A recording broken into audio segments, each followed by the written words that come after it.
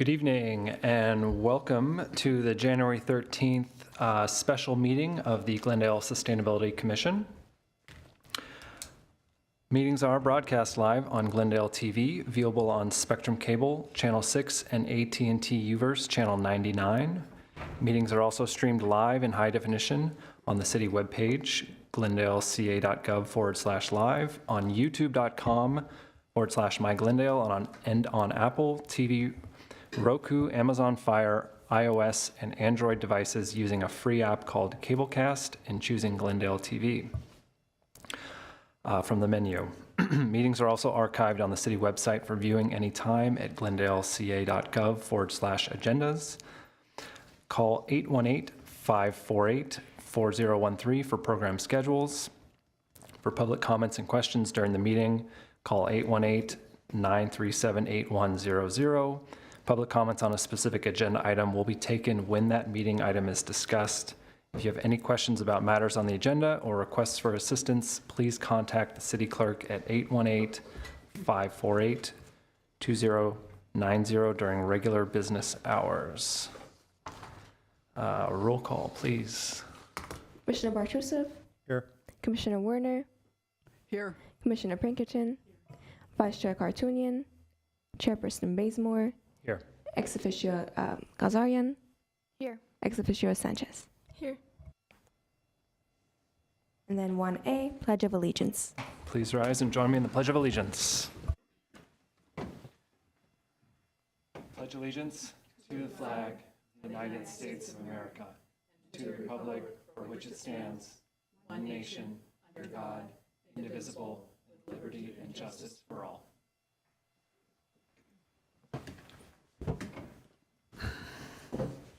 One B, Land Acknowledgement. We would like to acknowledge that we are holding this meeting in the city of Glendale on Tovagnar, the home and traditional lands of the Gabrielino Tongva people. We would like to pay our respects to the elders both past and present in the Gabrielino Tongva communities who continue to be stewards of this land. Glendale's history did not start with colonialism. Indigenous communities have lived in this area and been stewards of this land for hundreds of years and numerous generations. The Gabrielino Tongva communities and culture continues to grow and flourish. We encourage our audience to learn more about the Gabrielino Tongva tribe and the many indigenous communities in California and beyond. To get started, you can find a full list of books and resources at eglendalelac.org/Native American. 1C, report regarding posting of the agenda.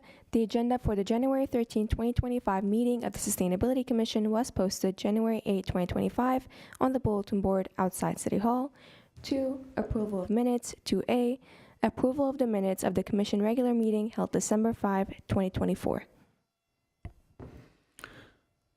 Do we have any comments or a motion to approve? Move to approve. Second. Okay, thank you. 3, board member staff comments. Well, I guess I wanted to just kick it off and say, I think on behalf of the commission, if I may, I hope everyone has fared okay through this past windstorm and through the horrendous fires that have ensued. And if you're tuning in tonight, just know that we're thinking about you and wishing you well. I know there are several neighborhoods in the city of Glendale that were evacuated, mandatory evacuations. So I can only imagine how horrible that must have been. But we are thankful that this fire, of course, it's terrible. Any amount of damage from this fire is terrible, but I know we are all grateful that it did not extend any further. But yes, as always, thinking about the community members here in Glendale and our neighboring communities as well. So that's all I think I have to say about that. Anyone else? Yeah, I'd like to mention that the recent unprecedented events really brings home how important it is to have sustainability practices and to really take this seriously and to be working together to find solutions so that we can be resilient. We're lucky this time, but we may not be as lucky in the future. Thank you. I'll echo those same thoughts. Thankfully, those of us living in Glendale have not been directly affected, but for me personally, I know at least a couple people that have lost their homes, many people that were affected by the evacuation warnings. I've had to host a couple people in the last week that needed a place to seek refuge. Whether or not we were directly affected, I think we all know somebody who knows somebody who has been affected by these fires. And I think, as Rondi had mentioned, this only reinforces the importance of the work that we're doing, particularly as it relates to the Climate Action Adaptation Plan. And I'll go on to say that I think, given recent events and the importance of our ability to be prepared and to adapt, I do think it would be worthwhile for us to take a fresh perspective on the adaptation piece of the CAP. I'm looking on the website. There's a specific call out for disaster preparedness and service continuity. I know I myself was out of power for 24 hours, and I had never really prepared for an event like that. And I think a lot of people have woken up to the fact that we are not immune. This can affect anybody and everybody. And perhaps it might be worth us getting a refresher or looking at this one more time to see how we can apply what we've learned in the last week to the CAP and make sure that it's current given recent events. Thank you. Following up on the other comments, I'm wondering if we could hear back from the fire department here as far as how brush control measures are going. Is the city prepared in that regard? Because houses and landscaping have become, I think they're calling ignition points. Might be interesting. And down the road, not now, of course, but could we have workshops or provide information about hardening your home against fire? Are there simple measures people can put? I read about, I'd never heard of it, crushed rock being used on some roofs. So maybe houses, buildings in Glendale that have flat roofs would be amenable to that. Are there, but what other measures can be implemented without costing thousands of dollars, but something that could make a big difference? Thanks.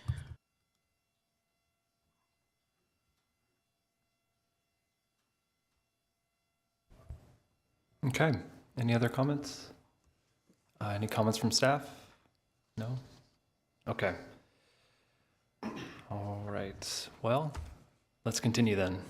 4, oral communications. Discussions limited to items within the jurisdiction of the Sustainability Commission.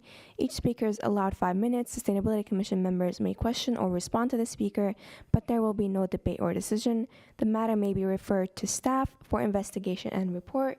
We currently have no callers on the line. Okay. Thank you.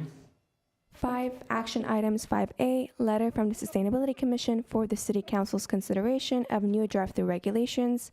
1, motion directing staff to submit a letter from the Sustainability Commission to City Council concerning council considerations of new drive-through regulations, subject to Sustainability Commission comments thereon. Good evening, Commissioner Bazemore and Chairperson Bazemore and members of the Sustainability Commission. Commissioner Bartsch-Rousseff requested that the Sustainability Commission submit a letter to City Council regarding the Commission's views on drive-throughs.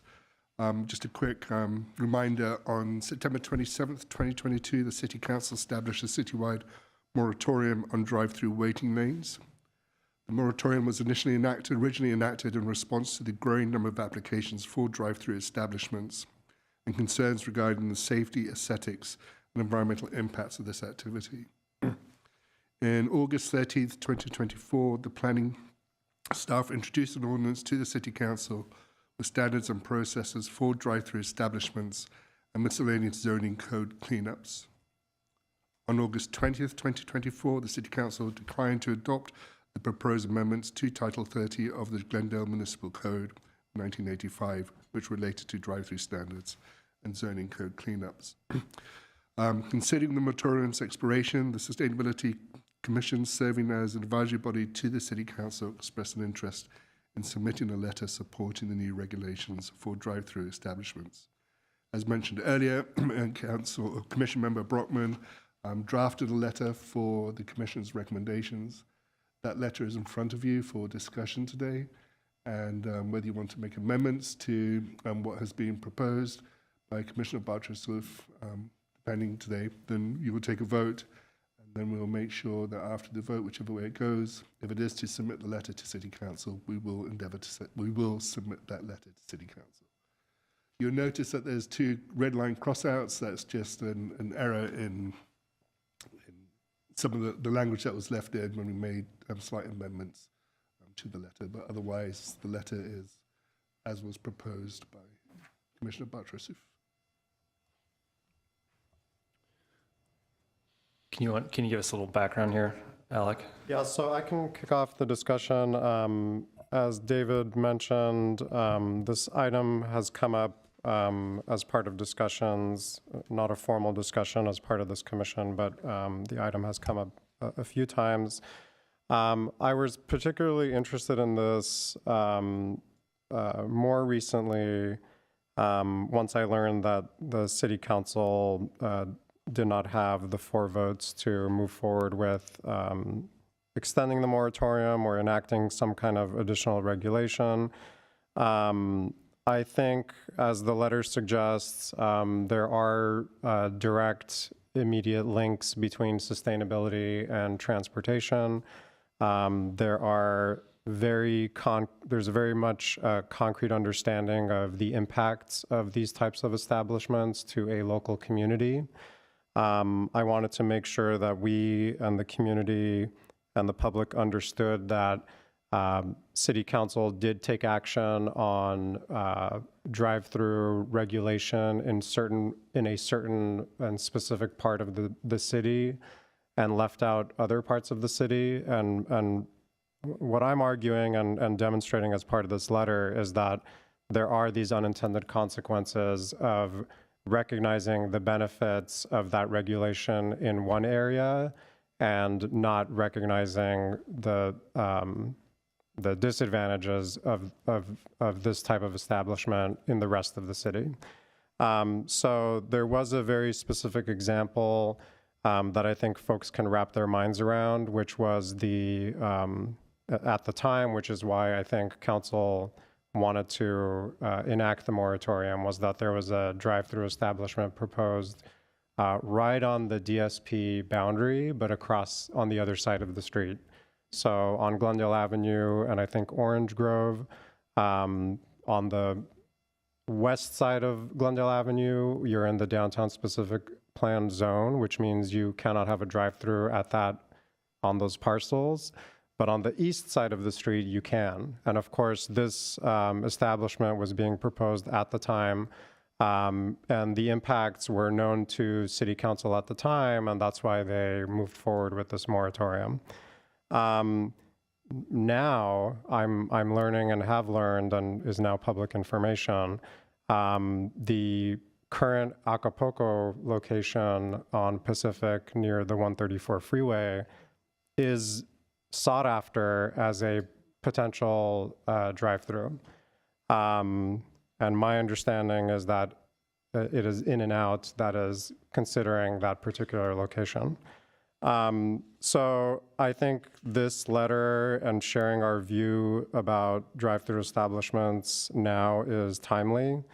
I have had the unfortunate experience of having to go to Glendale Adventist a few times in recent weeks to visit my grandmother, who's at the hospital. And I've seen for myself the impact of that particular drive-through establishment on Harvey, and essentially how the queuing that is building up as a result of that establishment in the public right-of-way is causing safety concerns, is contributing to congestion. I can only imagine what that type of facility would do to a much more urban environment, which is at the Acapulco site.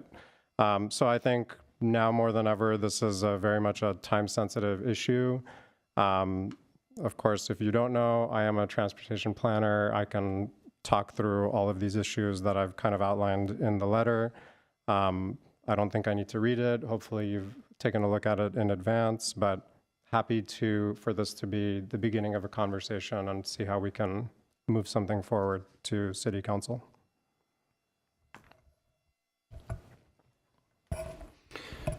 Thank you for that. I did have a chance to look to this before the meeting. I think I agree by and large with the points made and the intention for it. I do think these are issues that need to be brought up to council, or at least council may be reminded through this. I was thinking through when you were describing this new location, the Acapulco restaurant, is that next to the Glen Oaks? I'm trying to think, is that central?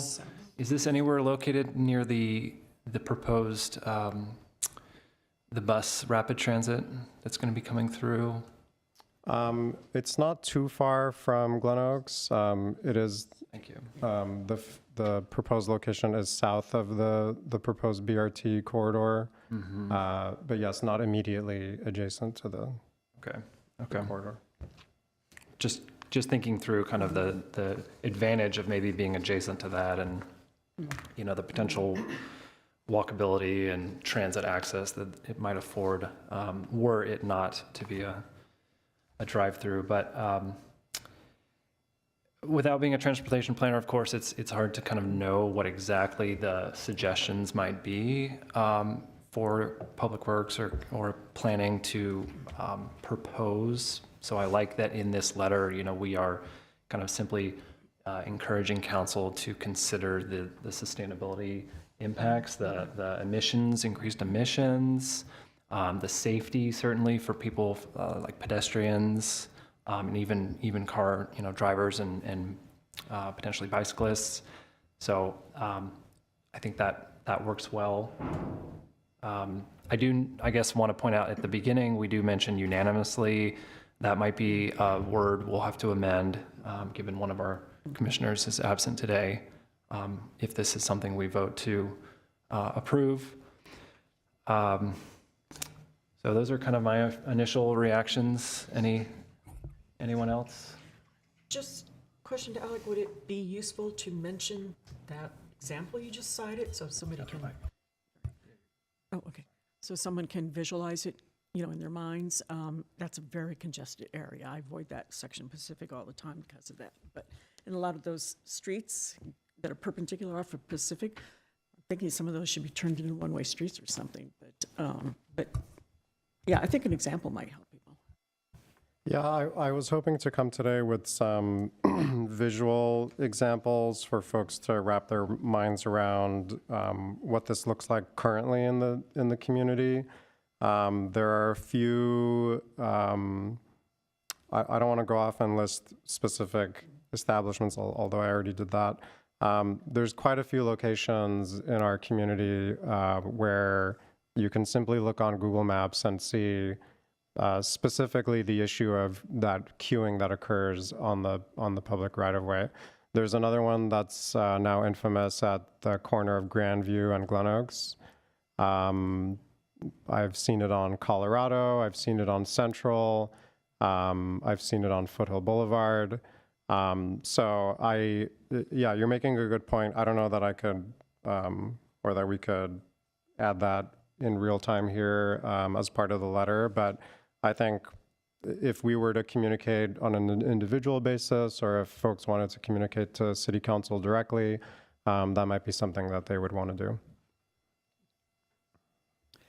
I watched the City Council meeting where they discussed that recently, just to prepare, and I think the main sticking point was that they didn't want to require the CUP, the conditional use permits for existing businesses. They felt like that was unfair, kind of changing the rules, after the fact, after people have invested in those businesses. But I was disappointed that they didn't just ban new ones altogether, that they're wanting to subject them to CUP instead, where they would look at the impacts and all that kind of thing. But I think that the letter, especially given that you have the background as a transportation commissioner in the past and so on, that where it's bold here, it says absent further analysis or not currently recommend anything. I think we should recommend something. I think it would be a better, stronger letter if we just said, can you consider this, rather than just saying, oh, we want you to do something, we just don't know what, So like in the past when we've had things like the beekeeping ordinance, we were very specific, how many beehives they should have per acre and distances from setbacks. I remember being thanked by more than one council member saying, wow, that was really specific. That made it really easy for us.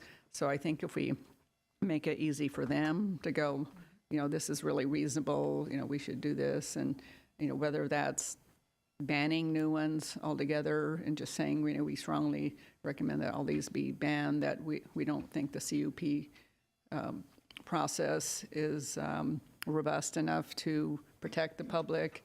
And I know that intersection where the first in and out, I used to live right by there, and it is so dangerous. You've got people trying to get on the freeway, to get off the freeway. People have to make an illegal right-hand turn to get off the. It backs up all the way onto the freeway. It's ridiculous that it's gone on for so many years, and I feel like they could rework that on the existing parking lot and try to make that work or something. But I just don't feel like In-N-Out really cares, and for them to want to do a third restaurant here that's also similar situation where you got an on-ramp and an off-ramp, and it's already people are trying to change lanes right there. I just can't even imagine what a nightmare that would be to have a drive-through in that particular spot. So it seems like, and I listened to there was someone from In-N-Out who spoke at that meeting and has some pretty flimsy arguments about takings and things like that, as I recall. And I just don't think that it wouldn't be a taking if we say you can't build one in the first place. Then it's just not a permitted use in those areas. And I think we'd be better off doing that than playing the CUP game. So I would recommend something that's specific that says no new ones. Yeah, I think you make a great point, and I'll go back and say that this is nothing against In-N-Out. In fact, we are the fortunate city that has the example of two types of In-N-Outs. We have one that is drive-through oriented, and we have the only one, if not one of very few, non-drive-through In-N-Outs. We have one in downtown Glendale. It's an urban environment, and that's also an example of a thriving In-N-Out that does not have a drive-through component. So this is nothing against In-N-Out specifically. I think, yes, you're right. There was a discussion about grandfathering existing drive-throughs. I think by and large, City Council was unanimous in understanding that whatever regulations they would be proposing, it would not affect existing drive-throughs. So I'm happy to add that language to our letter to make that abundantly clear. The reason I didn't have specific recommendations is that I do want to respect staff's, I do want to defer to staff. Normally in situations like this, when we're taking an action on something, we have been given a brief by staff. They've given us a presentation, and I wanted to proactively send a letter knowing that staff is not yet ready to make those specific recommendations. So this letter is really meant to identify the problem. If you go back and listen to the latest conversation at City Council about this topic, there were some council members who were generally expressing the view that they don't understand this to be an issue. So I wanted to just make a point of identifying the problem, giving some context so that they understand why it is that staff is making these recommendations. That's why I didn't want to get into the nitty gritty. I didn't want to impose specific ideas to my fellow commissioners without having the technical staff here to kind of back up those arguments. I have a point of view. There's specific things I can think of, but perhaps for this commission, it may not be appropriate given the fact that we don't have that backing from staff. So that's why I left it kind of vague. If I may add, I definitely agree. Just imagining, I don't drive myself, but I know these are definitely hard to navigate both as drivers. They propose a lot of hazards and air pollution and walkability for sure, especially because from what I understand, we are not able to vote on this because one of our members are absent. I think if we conduct like specific solutions and imagery, we can have a more solidified, not potential action plans, but examples of how this can genuinely propose better circumstances for different areas in Glendale and these drive-throughs. And potentially next meeting, it can be certainly something we can move forward with. I have a question for staff. If we were to add, say, an exhibit with a few examples of existing conditions throughout the city of Glendale, can we do that? Or am I able to provide that information that can be included in a letter if we were to vote on the letter tonight? Or do those attachments and exhibits need to be finalized and viewable to the public before we vote on it? Chair, members of the commission, it should be included so that there's an opportunity for the members of the public out there to not just see the letter, which is included in draft, but exhibits that might be included with it. I was thinking about one of the staff presentations to City Council. They did include in that staff report exhibits with, or it was either in the staff report or the presentation of drive-throughs throughout Glendale. So that's something that you might want to consider taking a look at as well, but it should be included in what is before the commission before you vote to include photographs or examples. Thank you for letting us know about that. Maybe we could add a line that says something to the effect of, we've seen examples, please refer to the staff report from such and such date where those examples are provided. So that way, we don't have to see that specific list, but we know it exists and we want staff to refer, or council to refer to it. Well, in your letter, is that not already identified at the, what is it, the third paragraph? Beginning with however, and then after that sentence, by staff's own account, and then it refers to the staff report? Yeah, I don't know if that's the specific staff or the staff report where those examples are referenced. It probably is, but I couldn't tell you on the spot. But you're right, it very well might be the appropriate report.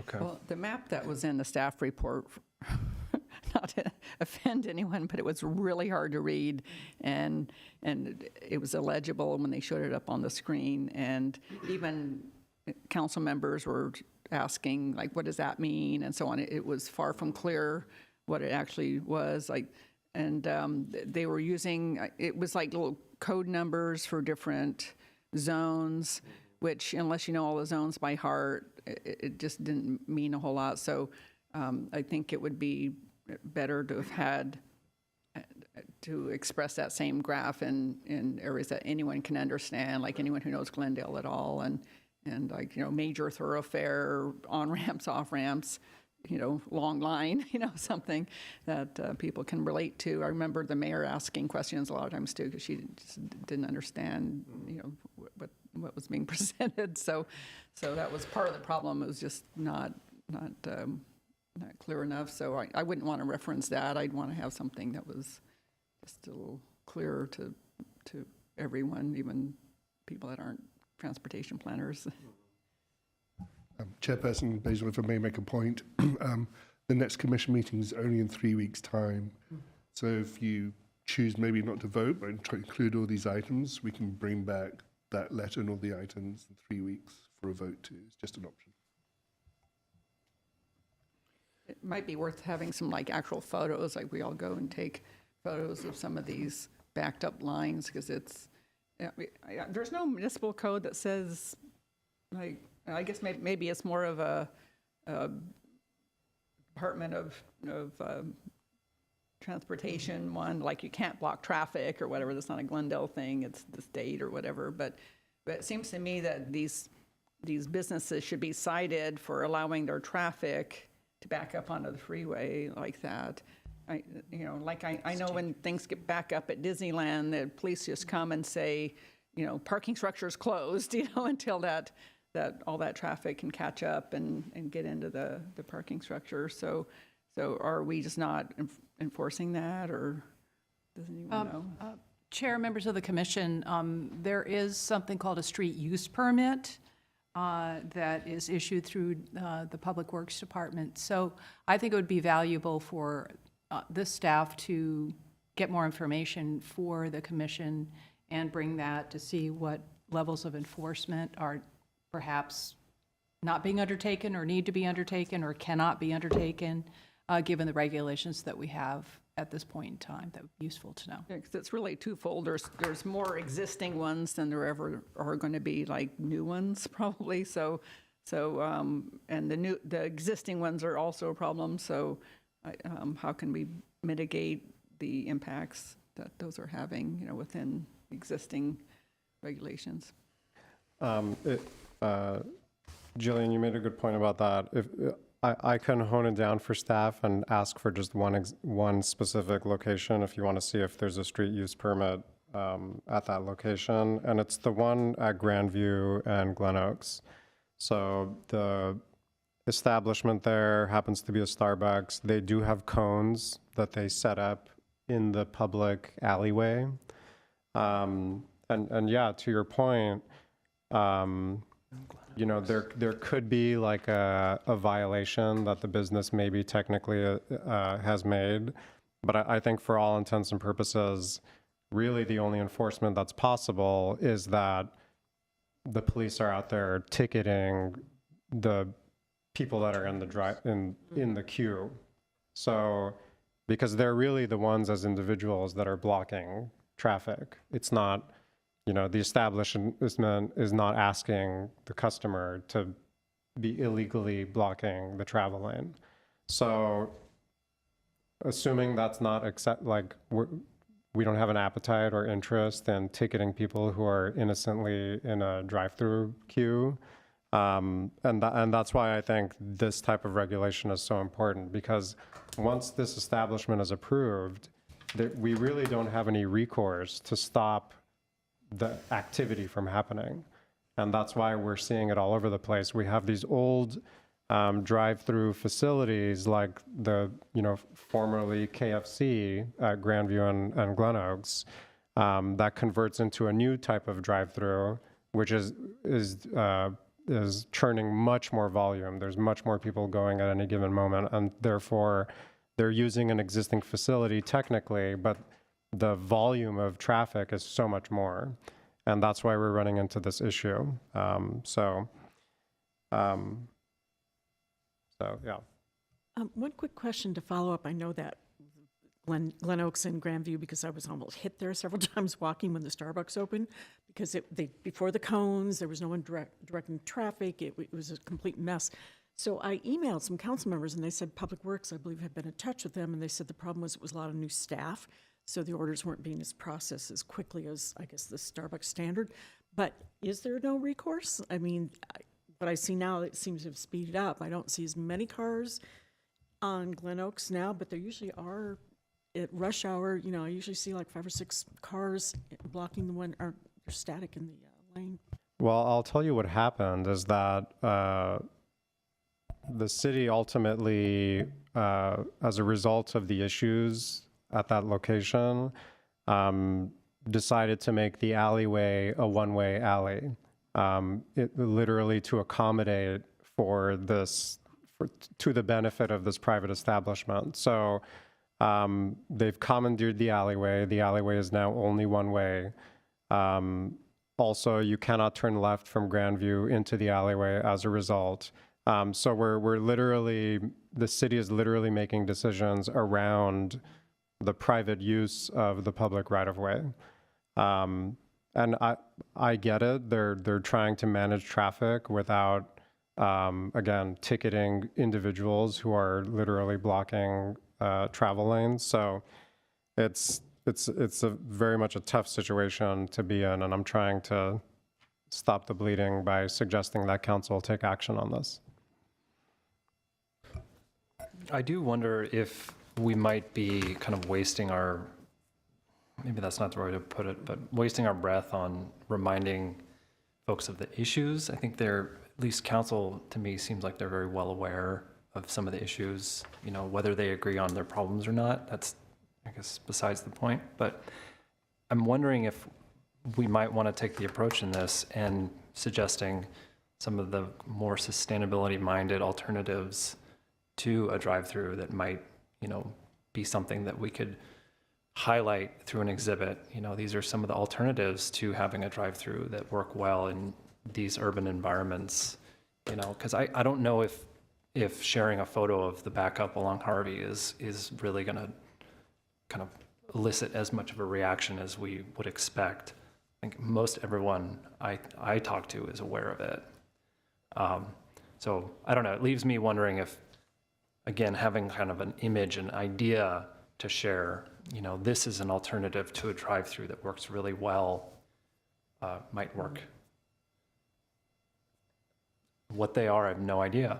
I mean, there's certainly ideas out there, like you've mentioned already, the in and out that's in, what is it, the Galleria or along Brand.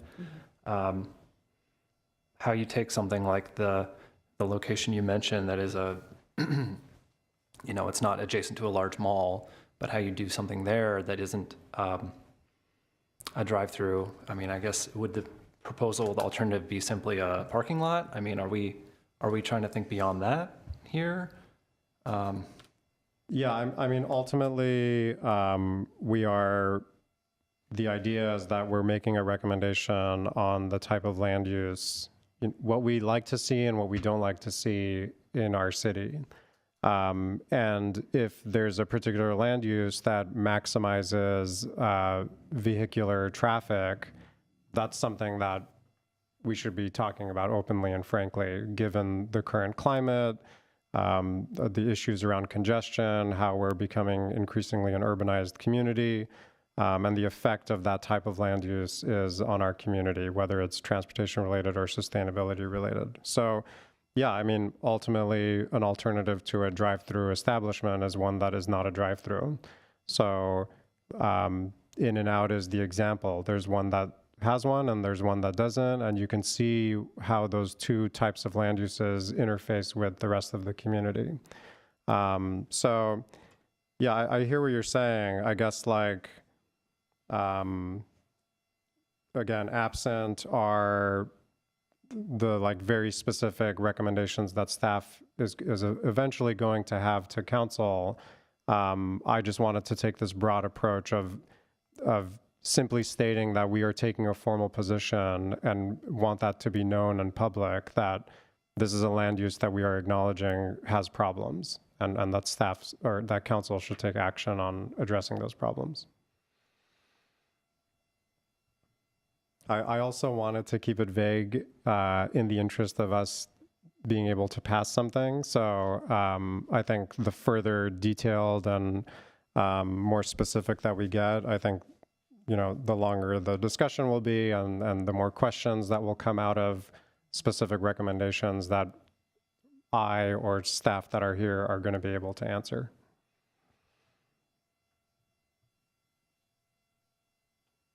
But I do like the idea of taking a final vote on this in 3 weeks, if that's in the interest or the desire of the commission. I think the most concrete thing that I've I've taken from this discussion is the idea that we should include an exhibit with examples. If there's other things that we think should be included, with the hopes that we can get something passed at the next meeting, I'm happy to entertain those. Thoughts from the other commissioners to that suggestion, on that suggestion? Yes, I think, yeah, refining it a little bit more in 3 weeks seems like a good plan. Good idea. Okay. And sorry, just so we're setting the right expectation. By refining, do you mean that we do have specific recommendations, or do you mean the exhibit specifically? Yeah, I think just more information, a little less vagueness, a little more, why we're doing this. So I know one of the council members had mentioned that they thought it was mostly because of the pandemic that drive-throughs were so popular, because all this seemed to come to a head in 2022. A lot of places were having indoor dining, but people aren't rushing to go back inside yet. I have friends that still won't eat inside of a restaurant, and so that was kind of a transition back to normal. And so one of them kind of brushed it off as like, oh well, pandemic's over, I'm not seeing those lines anymore, what problem? And so I think we need to impress upon them that this is still a real problem, because I didn't know about the Acapulco location thing, because I was kind of thinking the same thing, like, well, pandemic's over now, people are eating, and maybe it's not such a big thing, but I'm, when you say that, and that's just an area that's so impacted already that I think these large chain stores are coming. These aren't mom and pops, coming in and we're just trying to get by or whatever. This is like big companies that don't seem to care what kind of impact they have on the city, and that's not cool. Yeah, I think, and with this specific location that's now being considered, Burchett, which is the side street, is a medium density residential area. If you're not having queuing on Pacific, which I think is impossible, inevitably it'll turn to Burchett, where people are living and are so close to this establishment.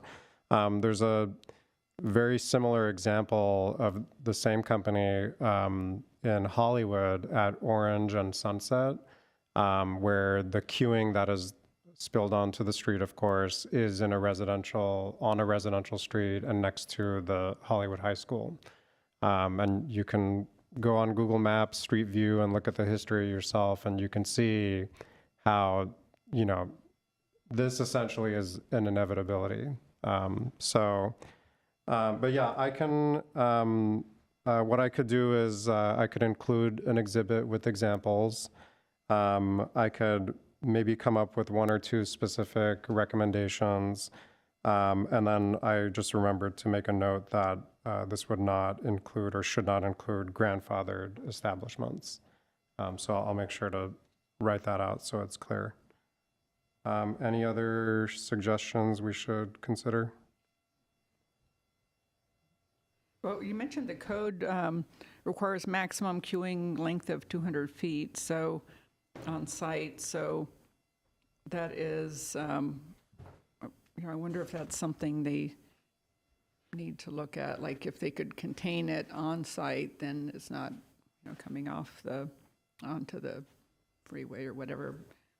So yeah, that's the thing with the 200 feet is like, they could, and please correct me if I'm wrong, they could create a queuing lane. The most we require is 200 feet, which, if you assume about 20 feet per car is 10 cars. So I think technically if they provided a 200-foot queuing lane, which is not much, they could be in the clear.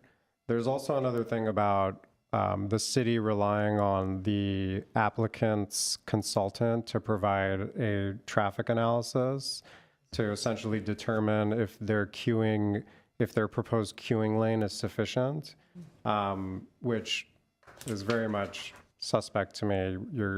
essentially the applicant is paying somebody to provide an assessment that is in their favor. Right. Yeah, I So- remember when the EIR for the Americana said, oh, it's not going to have any impact on traffic, and I just laughed when I read it. I'm like, seriously, all these businesses and people, it's like, yeah, right. But here it says the maximum is 200 feet, so Correct. they can't provide one that's longer than that then. I mean, they can provide whatever length they want, but if they were to adhere to our requirements, they only have to go up to 200 feet. So they could do 250 or 300 if they wanted to, but it's not So necessarily is 200 a required. minimum and not a maximum? It's the maximum. Okay. Oh, that just seemed odd that to limit it, like when you would think that they would want to have an area, you know, an off-street area that's specific to that and out of the way. So I don't know if that's maybe part of the issue, or if they're limited to Yeah, only being able to that's, accommodate 10 cars. Well, certainly what we're trying to do here is not encourage businesses to lengthen their drive-throughs, right? I mean, given the beginning of this letter where we're identifying drive-throughs as being, sources of emissions, I mean, is that a suggestion we're making, is go ahead and turn your whole parking lot into a drive-through and you'll be in the clear? I mean, there's some incongruity here that I'm still kind of trying to get my head around. so there's two ways to look at this. You could provide a set of regulations around drive-throughs so that you're addressing the problem. And if you identify the spillover queuing as the problem, then what you would do is require a queuing distance that is accommodating what the demand calls for. If you identify that the problem is the drive-through component itself, then you would move ahead logically to a full ban. So if that's the desire of the commission, we can alter this letter to say definitively, let's follow the DSP zone and have that apply citywide, which is essentially what the temporary moratorium did. So if that's the position of the commission, we can certainly alter the letter to I say would that. support having no new drive-throughs. Yeah, I mean, it seems like that's kind of we're circling around that here in kind of a strange way, where we're saying one thing on one hand, again, and another on the other. I guess I would need to maybe think a little more on whether I agree with that wholeheartedly. I do think they should maybe be given more scrutiny for sure, but that would be a whole different letter, right? I mean, if we were to just flat out say, no new, we suggest no new drive-throughs, right? I don't think it would be too different. I mean, I think the letter, again, is focused on identifying the problem and kind of contrasting the city's regulations within the DSP area and outside of it. I don't think it would be too much to make edits towards the bottom of the letter to say, based on these findings, we recommend a ban on drive-throughs that is consistent citywide. New drive-throughs consistent with the DSP area's regulations. What would be really interesting, if anyone had time, is to look at the traffic plan or analysis that was submitted for the Starbucks, for example, and to see, how those plans align with what actually happened. And how long did over what period of time did the city actually reach out to Starbucks and say, this is a problem? So we don't have that example because ultimately it didn't, it was not materialized. What I do know about existing drive-through facilities that turn over, like the Starbucks that used to be a KFC, I don't think that, I don't know the terminology, like they don't have to apply, so long as it's an existing drive-through facility. It wasn't they a can, change of use. Yeah, it wasn't a change of use. So they're not subject to that regulation. But yeah, I support asking or recommending to city council that there be a ban, given the reasons mentioned in the letter, if that's in the interest of the commission. That sounds good to me. I don't think we have a lot of places actually that are set up to accommodate drive-throughs.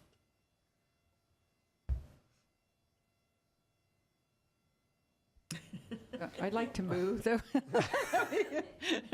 No, or do you want to just take that direction and run Yeah, with it? so there's been a discussion. We're talking about postponing a vote until our next meeting. Does any further action need to take place now, or are we? It sounds like we've given you direction, so please come back to the commission next month. Yeah, with the letter. do we need to make Yeah. a motion saying we would like to edit this letter to say these things and then bring it back Sure. to the next meeting, or do we just table the motion? Thank you. Chair, members of the commission, a couple of ways to do it. One is staff has heard the discussion, understands what the intention of the commission is, and that can be agendized per the direction. There doesn't need to be a motion to do that, or it could be continued without further notice to the next regularly scheduled Sustainability Commission meeting based on the direction and the discussion heard this evening. So a couple of ways to do it. Yeah. Okay, well, let me just summarize. So I'll be happy to include an exhibit with examples of drive-through establishments in the city, and I'll add some outside of the city so we have more context. The specific direction, I think, has been established, so I'll modify the language to be more direct. And then I'll be sure to include the language that mentions grandfathered establishments are not included in this recommendation. But their impact should be mitigated to the extent possible with our existing regulations, which we'll, I guess, find out more about at the next meeting, or is there a way of getting that beforehand? Or Staff can consult with the Public Works Department and enforcement on, what, if any, streets and highway standards or local codes and regulations may be implicated by these queuing lanes out on public streets. and I'd be happy to work with you on that one if you want.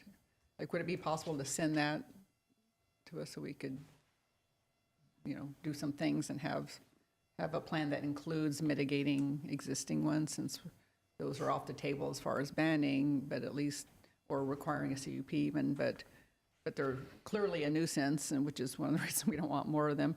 So, just reminding them that they need to, like this, the city needs to try to make those not be such a problem. Why don't the specific action can include asking staff to consider looking at options that include having some kind of recourse for existing facilities that are creating problems for the community? Yeah. Is that kind of language okay?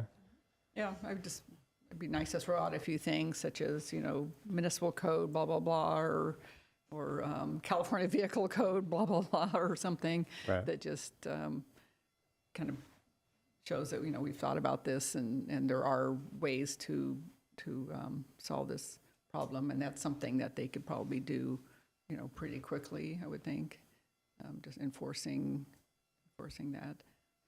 I mean, are we then making the assumption that the city is not aware of that and doing that as it is? I mean, It just didn't even come up. The whole debate for existing ones was whether to require a CUP.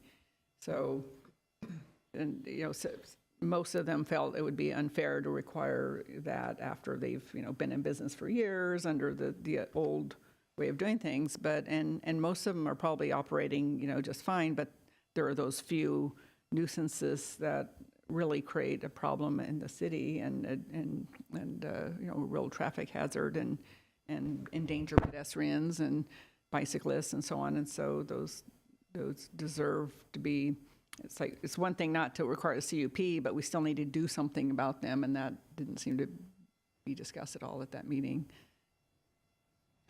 Yeah, I'm happy to hear from staff about the street use permit option. I will say that the Grandview and Glen Oaks location, staff was very much aware of that. I think those changes that were made that I mentioned were taken to the Transportation Commission, if I'm not mistaken. But definitely the Public Works Director knows or knew about it, and as well as one of the assistant city managers. I know that personally, so. Cool. Okay, well, it sounds like we should probably table this item for the next meeting. Staff will come back. They've got direction. Alec has direction. So I think with that, we can head to the next item. Unless there, I guess, are there any callers for this item? And we've had our discussion already, but, There are currently no callers on the line. okay. Next item is 6, reports and information. 6A, 2025 work plan discussion. I'm going to ask Nora to take this discussion since she's been working on the work plan.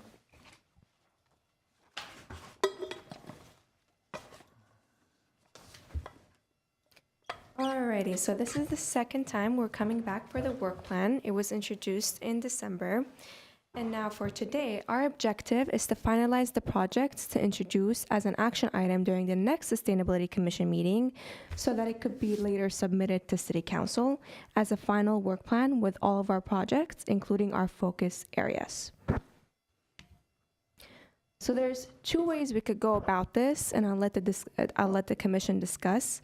So we could include all the priorities that you all have listed in the work plan. So that would make it 25 total priorities, or we could try to work to reduce the amount of priorities.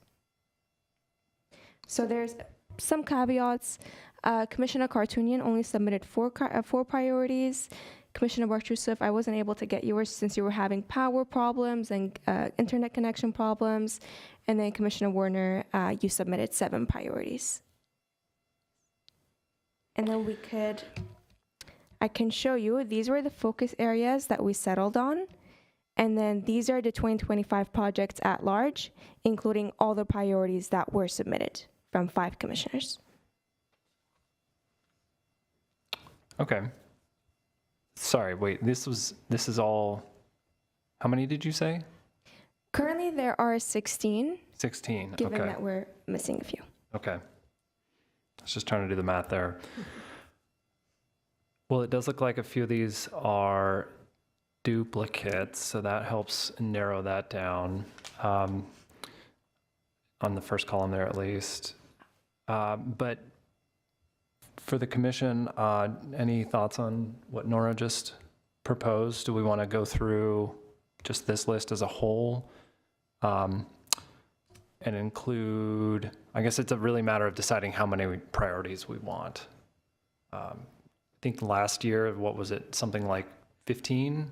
It was 15. Total was 23, including some administrative priorities, but it was 15 in total from the commission itself. Okay, and does this include the administrative priorities? It does not. So those would be added on Yes. separately? Yes. Do we know, did we get those last meeting?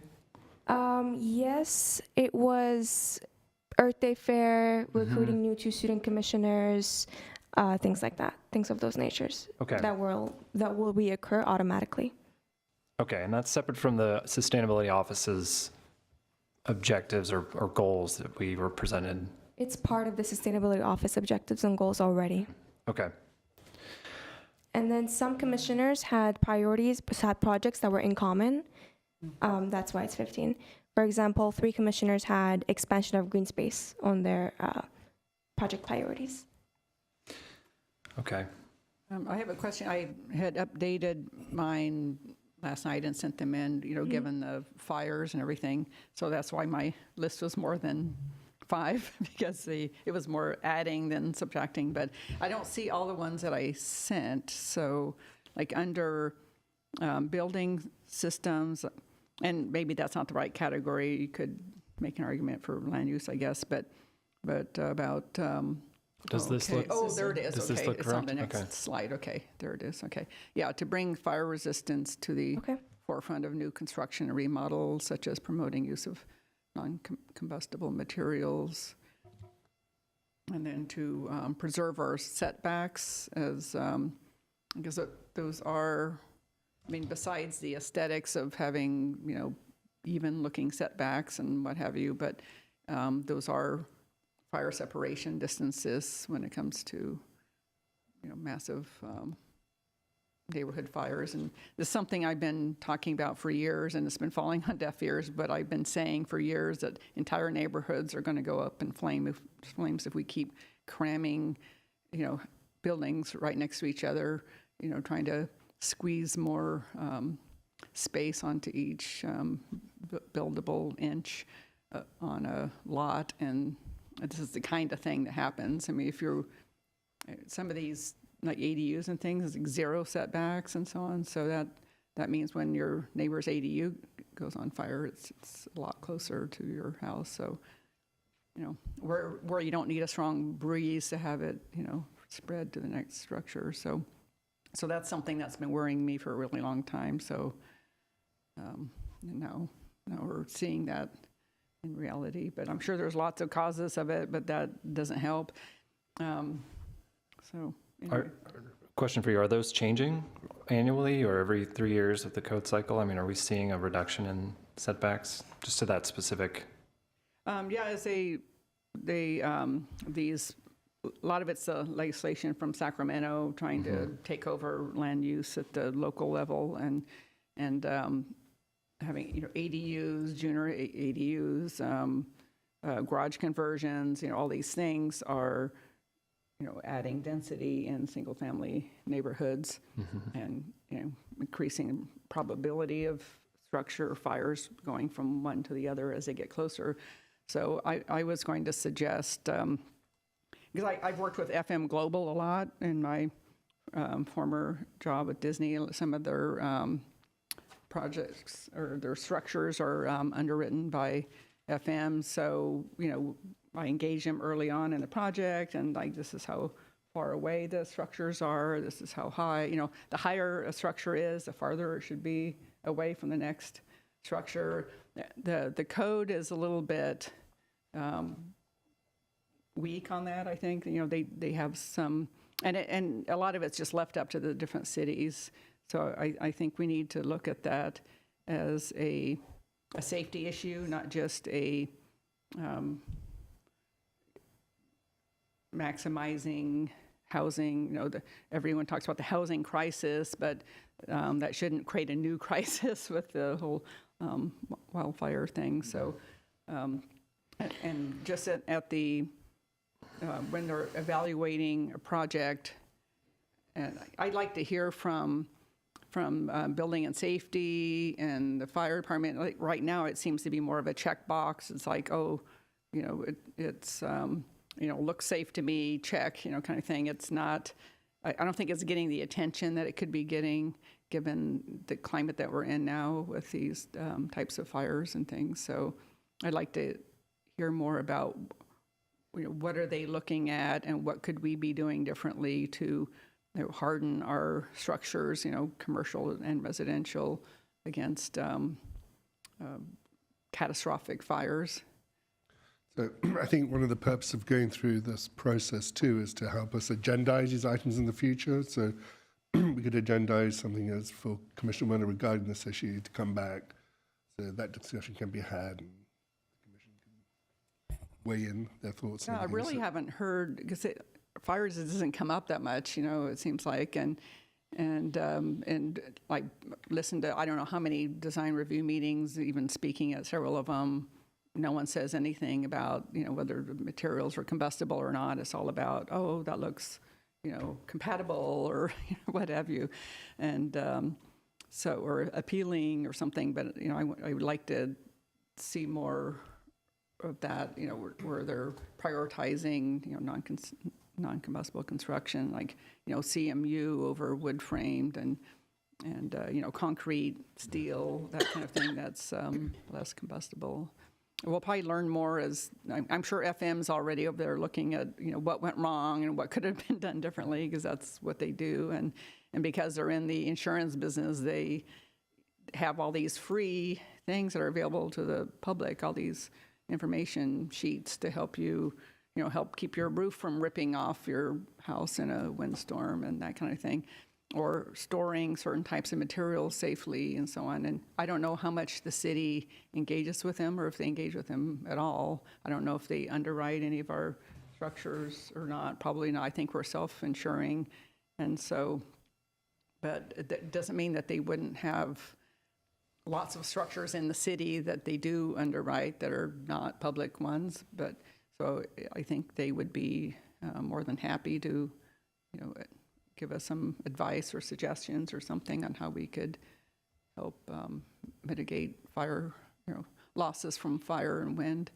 Can I make a quick comment? One thing that strikes me as I'm looking at this, I think most of my recommendations for outreach and education, so like direct public contact, what I was envisioning with that is a letter from this commission to nonprofits, to area schools offering us as speakers or something, or talking about projects. So some of these strike me as things that we could initiate and do on our own. I don't know whose approval or sign off we need to send letters if we need anybody's. Then some of these other things, it's really contingent upon getting status reports from staff, like under urban ecosystems, expand collection e-waste. Well, first you have to get like a fact sheet. How many collection sites do you have? What's the tonnage that you're taking in? What the tonnage should be based on your population and our waste characterization. So some of those, so it looks like we've got a couple things we can put in different buckets. One's things we can do entirely on our own. Some are first, you've got to get some baseline info, possibly from city departments like e-waste.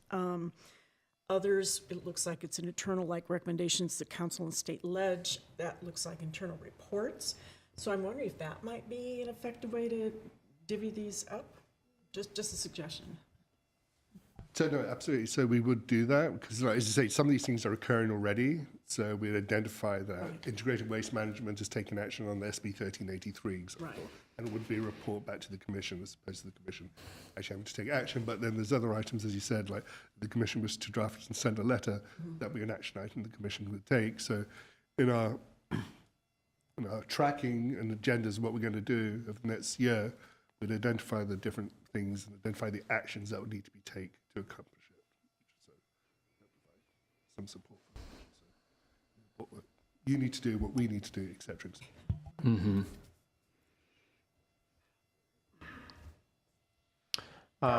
So I want to publicly apologize to staff because as I was gently reminded several times to submit my priorities, and unfortunately I wasn't able to do that this week, so I apologize.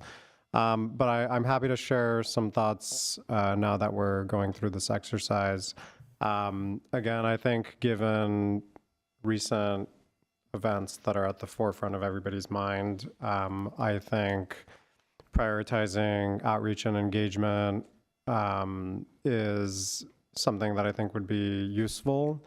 I'm thinking of opportunities that we've had as commissioners to interface with the public. We've been invited by staff to attend some outreach opportunities, ways to engage with the public directly as it relates to the work that we've been doing as a commission and as the sustainability office.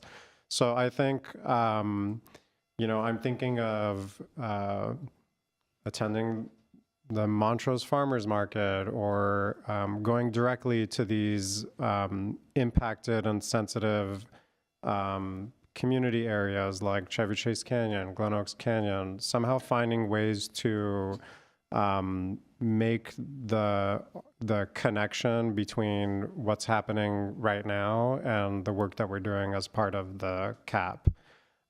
So, I'm personally willing to volunteer and be a part of that outreach and engagement effort. I do really like the idea pivoting over to social and governance systems, our ability to start making recommendations to city council as it relates to state legislation. I really very much enjoyed the presentation we were given by by the consultant who's working with the city up in Sacramento. And as I've said time and time again, I think it's wise for the commission to start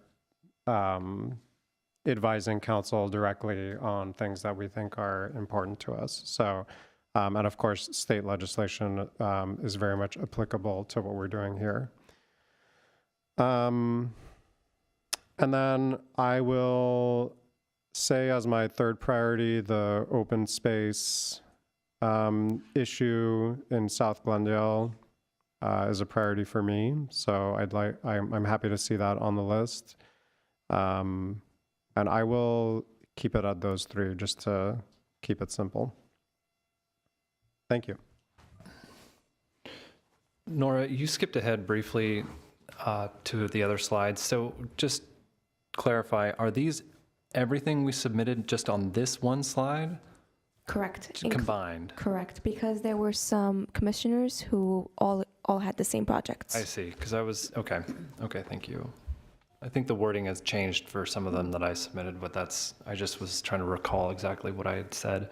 It might be worth having like a little asterisk, like for each commissioner that voted on that one or something, just so we know like what got 3 votes or something like that. Can I follow up? Can you go back? Yeah. So I think this was my suggestion under ecosystems, the second bullet point, lose the lawn, a grass cycling campaign. How would we go about something like that? I mean, would we have to go to the council or go to GWP or Public Works and say, are you behind? Would you support this type of campaign? If we establish a linkage between green waste, if you've got grass clippings, you put it in your green bin, creates methane if it goes to landfill. Can't go to landfill now according to state regs, and that's costing us a lot of money. So who would we go to get sign off in something like that? So I think the first thing we want to do is reach out to the relevant departments that had worked in those areas, find out what they're doing in those areas, and then report that back to the commission either through a report from the Sustainability Office or ask those departments to come and present to the commission on what they're taking. So then you'd have the information about what's going on, and then at that point the commission could make a recommendation to say, we think, well, regarding this subject area, that the city should consider taking these sorts of actions, and then we'd report those back to that department for them to review. And then, so again, if it's a administrative action that the department will be doing, it's under their purview, to decide whether that's something that they wish to do in the future or not. But there's no way we can communicate your thoughts and ideas to that department, get them to communicate to you what they are doing in that area. Yeah, there is already a turf replacement incentive program. Right. But in addition to losing, there is that, but grass cycling too, people don't want to take out their lawns, at least here to the practice of grass cycling. You just leave the clippings on the lawn, you don't put them in the green bin. So, okay, so it would be us recommending back we get info from the involved departments and recommend back. Okay, thank you.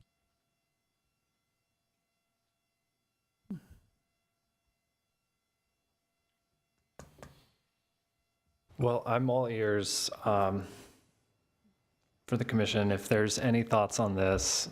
Well, I wanted to go over a couple of things that I guess I'll keep going on my elevator Yes, spiel. please. That's a really tall elevator, by the way. 5 minutes. Would you like your individual slide?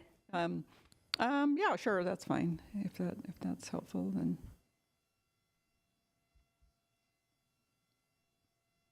Okay, yeah, that looks like it there. So like others of you, I had the expansion of collection of e-waste.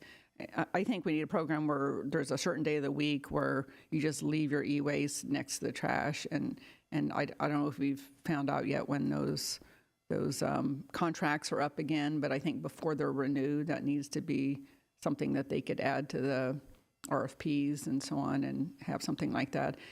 Just today on my way here, I noticed that my neighbor has a bunch of electronics piled up on top of his trash can, and it's like, what does he think's going to happen to this stuff? And it's all like old landlines and, you know, stuff with batteries, stuff that does not belong to the regular trash, so he didn't put it in that, but it's just sitting on top. So maybe he used to live in a city that had a program, I don't know, but I'm just really worried about Shoal Canyon just filling up with this kind of flammable stuff, and the homes that are in that area, are among the 2 neighborhoods that were evacuated. One of those is in that area and is extremely worried about fire just all the time, and I think we should be proactive in keeping these flammable electronics out of our landfills, because I have a feeling they're full of it right now, and it's continuing to be dumped there because it's so inconvenient. So, and then the green spaces and parks, I think everyone's on the same page there. That can also help in case of wildfire. You're providing a buffer zone between structures, hopefully, or maybe even an area that can be used for supplies, distributing supplies or something like that. South Glendale, I mean, my neighborhood association doesn't even have any community place to meet except, tiny little parks with not enough shelter or anything above our heads. So in case it rained or it's too hot, then it's difficult. And so we just don't seem to have these outdoor gathering places that we should. And then the dependence on outside water sources, I took Mr. Jones' advice and watched the previous council meeting water situation. I didn't know that only 30% of our water is from local sources, and that the other 70% crosses the San Andreas Fault. So, when the big one happens, and it will, we're going to be sucking wind, trying to get by on 30% of our water. And so they were looking at things like recycling to potable water. So they danced around the term toilet to tap, but that's what they're talking about. So in plain English, so it's where, like right now we have like the irrigation, the purple pipes for irrigation. That's a different level of sanitizing. It's not as rigorous because it's just going out on the grass. No one's drinking it. But then there's this other level that's, takes out more impurities and further refines it so that it's suitable for drinking. And they're talking about partnerships with other cities and so on to do this water reclamation sort of thing. So that's something that's going to take a lot of public buy-in, because people don't like that idea at all. It just kind of, it makes most people cringe. So that's something that that needs to be on our radar anyway. And if we can be more self-sufficient with water, then we don't have to depend so much on outside resources. So imagine with all these fires we had right now, if there had been an earthquake on top of it, and now they can't get water. Can I interject real quickly? Let's not ever say toilet to tap again. That's what pushed back City of LA's plans to recycle water by a decade at least. That got out into the public, and that was, the ick factor. So people didn't understand that all water is recycled. But Yeah, it's very highly sanitized and so on, but just the technical terms they were using, I don't think, because I think people deserve to know what we're talking about, and it is taking wastewater, cleaning it extensively, and testing it and all that, and making sure it's okay. And lots of other places do this. Singapore, for example, I did a white paper on that many years ago, but they didn't have enough water for themselves, and once their water lease with Johor was going to expire, so they proactively came up with this type of system, and they called it New Water, so that was a little more palatable of a name. But it's doable. But I think we're at that point when we have to do something. We can't just keep importing water from long distances and so on. So I think it helps for that to be on our radar anyway. And then for building systems, just as I was mentioning earlier, bringing fire resistance to the forefront.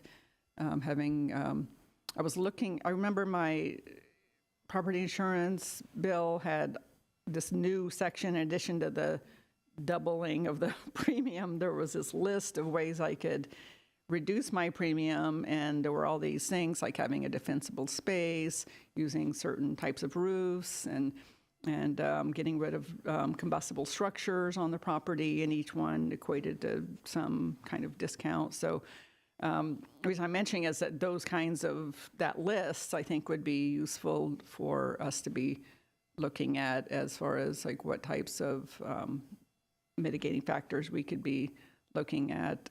I think the city does have a program where they will actually teach residents to go what to look for and to do surveys of other people's homes and say, your house will be more resistant to fire if you remove these dead plants right against your walls or what have you. There's just certain things to look for. I think we need to be promoting that more because I don't think enough people know about that.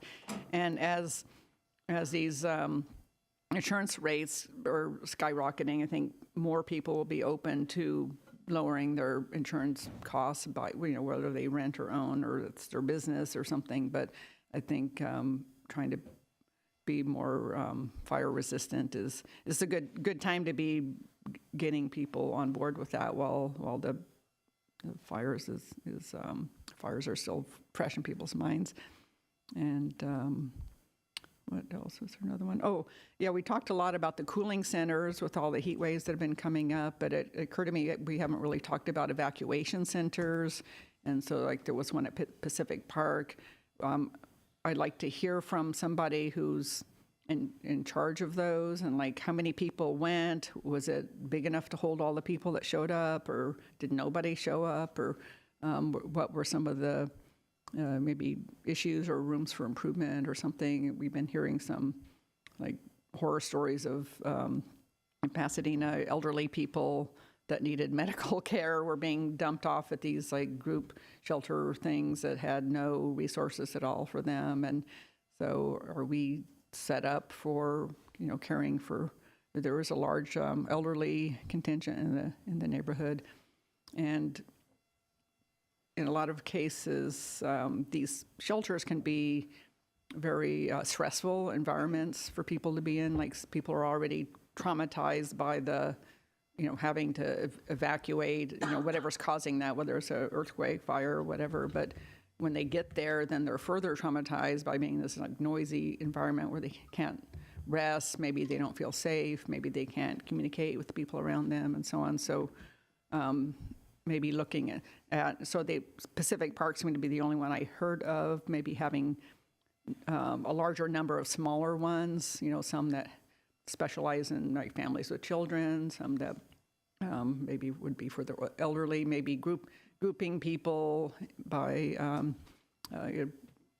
ones that they would feel more comfortable being around, maybe to help kind of ease the trauma of that. And did we have enough language people there that could communicate with all the people that were showing up to speak all different languages? Because that could be a little disconcerting for someone that shows up at one of these and they can't speak to anyone that's working the unit and is telling them where to go or something like that. So I just like to see what that looks like more. And also, is the city, are hospitals keeping track of how many people come in with heat-related illnesses or dying of heat exposure? I mean, we don't know, right? I mean, that would be a good number to have. I hope they're tracking that, but we don't know. But that's visibility that we should get if it's out there. So we could kind of benchmark that and see if we're reducing the number of deaths from that. But then also having these other resilience measures like the portable air conditioners and things for people that just can't bring themselves to go to a shelter. Not everybody feels comfortable in that kind of environment and would be dissuaded, I think, just because it just might be too much for them to handle. They're maybe elderly or anxious or something like that. So I think that's it for me. Well, thank you. Any initial feedback from the commission? I have some things I want to add, or ask. No? Love the list, lots in here. I'm wondering for the 3 fire-related items, that might be something we could combine potentially and have an outside expert come in, extend an invitation as a commission, or the sustainability office would do this to potentially a nonprofit or an individual who's kind of leading in this area, have them come in and they could give a presentation. I would be surprised if this wasn't something council was going to, take the lead on following this disaster, but certainly we could try and get ahead of it a little bit. And as a result of that item, we could do what we've done today and put together a letter, for instance, encouraging council to consider certain steps. I do want to make sure, though, with that we are still kind of couching it or making sure that we're staying kind of within our sustainability commission role. I mean, with regards to like setbacks and evacuation routes, I realize there is the connection to, changing climate and whatnot, but I don't know if maybe that's another idea. Maybe that could be something we could include the planning commission in, have a joint meeting and do this together. Because I think that's, that's something I'm sure they would want to, hear and learn about as well. Yeah, it falls into different categories, so the people managing evacuation shelters wouldn't be the same people that are like setting policies for setbacks and things like that. So that would be more, like you said, planning. So I think there's a certain way that these don't all just neatly fall into like fire resistance or something, but it's all part of the adaptation piece of climate adaptation. So it's like climate change is here. How do we not leave the most vulnerable behind? A lot of us have, friends and family we can stay at or go get a hotel or something, but those aren't options that are available to everybody. So we do need to make sure that we're not just leaving people. Yeah, in the absolutely. lurch. Absolutely. And so I think with this, my suggestion would be to kind of lead up to any of these items, discussing specifically how the environment is changing, how, we're going to be seeing increased fires, what the experts are saying about this with regards to sustainability. That's my take on it. I would love to sit down and evaluate our evacuation resources, fire evacuation resources, but I do wonder what kind of expertise we can lend to something like that within this commission, outside of having someone come and kind of present on like best case scenarios or best practices. There's a lot of components to it. Like in just last week, people were wondering, can you drink the water in Glendale? So, I mean, there's a big communication piece that this messaging needs to come out quickly and pervasively and so on. So some of it might be just making people aware of the different things to sign up for, so you get these alerts and everything. So, I mean, did everyone get alerts when all this? Okay, okay, so that's good. But I was impressed by that part of it. But then there still seemed to be people were turning to apps. I myself had downloaded the Watch Duty app that was invented by someone up north who was like astonished at how little information there was for people impacted by massive fires and not knowing what's going on. It's a nonprofit, so it's actually a free app, which was nice. So I ended up using that for a lot of my information. It updates when there's a press conference discussing the progress, and they'll put that out there. They'll put out power outages, things like that. So it was a really good resource compared to the things that I was seeing from the various cities, unfortunately. Yeah, great app. I've used it myself. It had a lot of good detail. Any other thoughts from the commission? I just wanted to make a quick note on the expansion of e-waste collection. You mentioned an idea particularly about having a system in place, such as the trash pickups that happen weekly. I think having that system like bi-weekly or even monthly and really asserting those designated times would make it more inexpensive procedure, because not everyone has e-waste consistently piling up as much as they do other components. But I definitely think that it makes it a very accessible and convenient way of doing e-waste that's continuously going to be able to be used and implemented.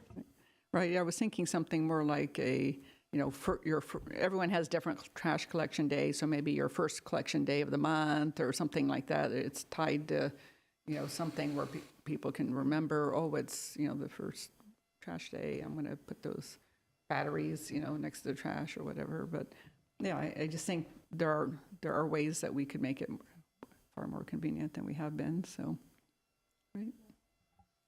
So, and I think one of the benefits about having all these projects laid out is that we can cross-reference projects that you suggested, especially like versus adaptation resilience, what's in the climate action plan, then also cross-reference to what the city is doing in a lot of these areas.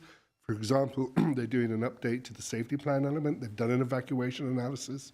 So this allows us to look at, identify what the city's been doing in all these different areas, and then report back to you. It's like, this has been done, this has been done. So you have a fuller picture from which to have these further discussions regarding electronic waste. It's how electronic waste is manifested. It's a universal waste, so there's certain ways that it has to be treated and collected. You can't just have a general collection process for that.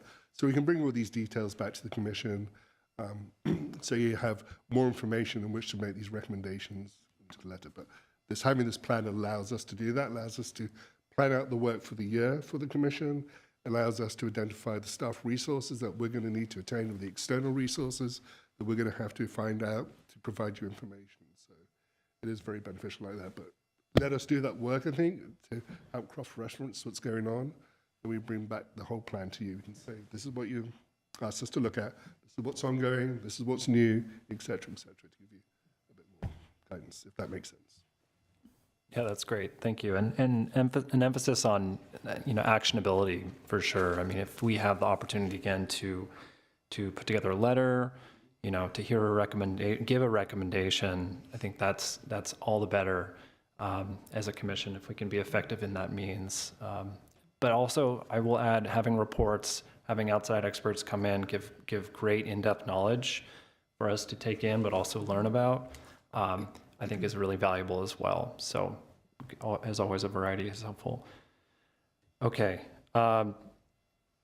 Do my fellow commissioners do you want to give your summary? Sure. Do you want to go? Yeah? Go ahead, Jennifer.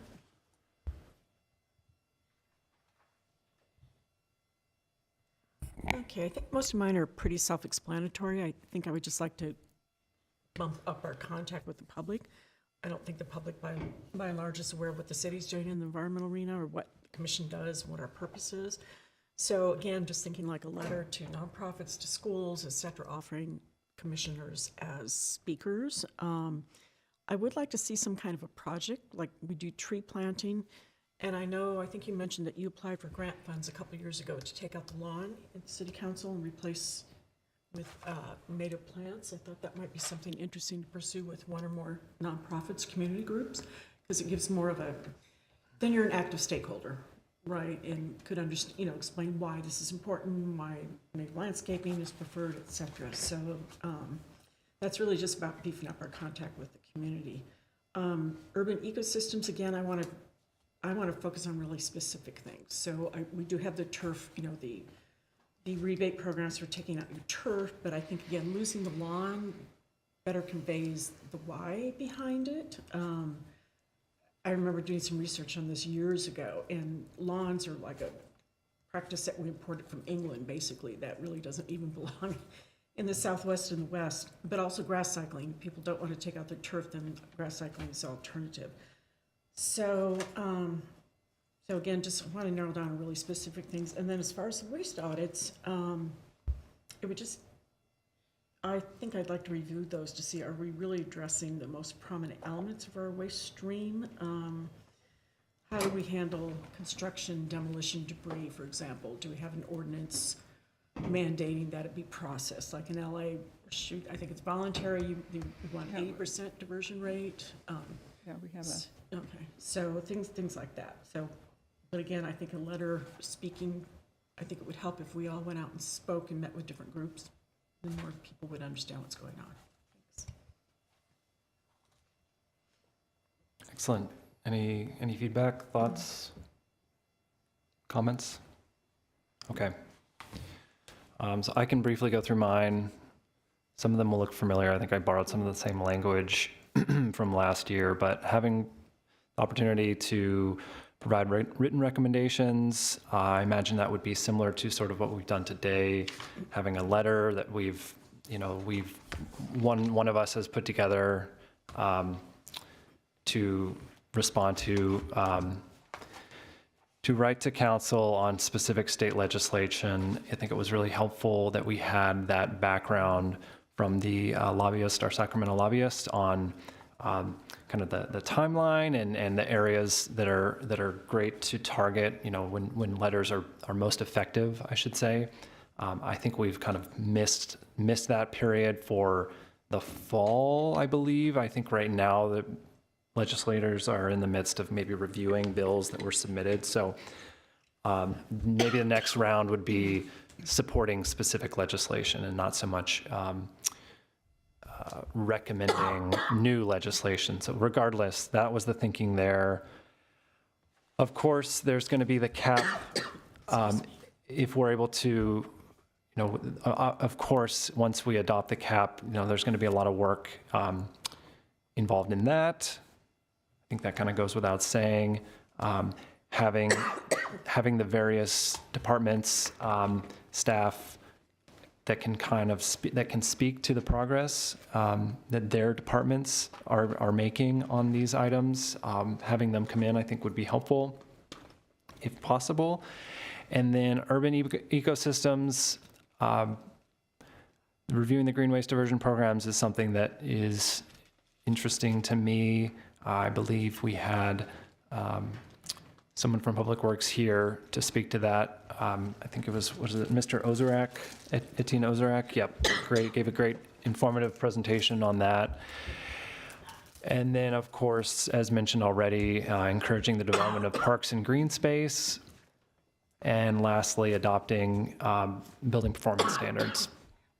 So those are my 5, and happy to talk more about each of them if there are any questions. So by building performance standards, you mean energy efficiency? That Correct. Kind of thing, Yes, correct.